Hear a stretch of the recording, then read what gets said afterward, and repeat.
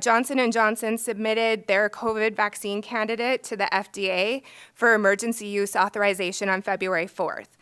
The FDA's Independent Advisory Committee meets February 26th, and depending on what their decision is, they may decide to authorize the vaccine for use, and if they do, it could be available as soon as the first week in March. We don't yet know what quantity Johnson & Johnson has of this vaccine or what that will mean for North Dakota allocations.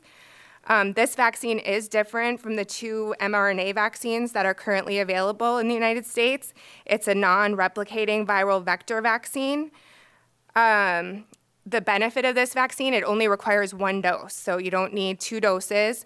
And it also is a refrigerated vaccine, which if you're a healthcare provider, you know what that benefit is, but it's a lot easier to maintain and have on hand for multiple people and at different provider sites. The phase 3 clinical trials for the Johnson & Johnson vaccine were done across 3 continents and included almost 44,000 people.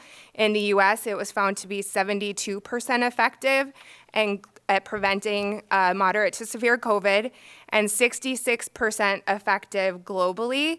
The trial did include South Africa and Brazil, and in South Africa, the vaccine was 57% effective, where South Africa is seeing 95% of their cases of that variant that you'll probably hear about a bit later.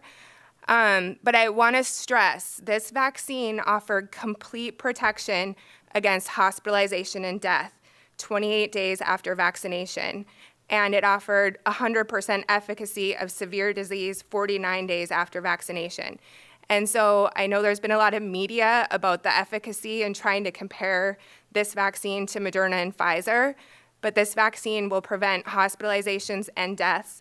And also the Moderna and Pfizer vaccine, when they were in clinical trials, it wasn't when variants were going on, so you can't do a direct comparison between the 3 vaccines.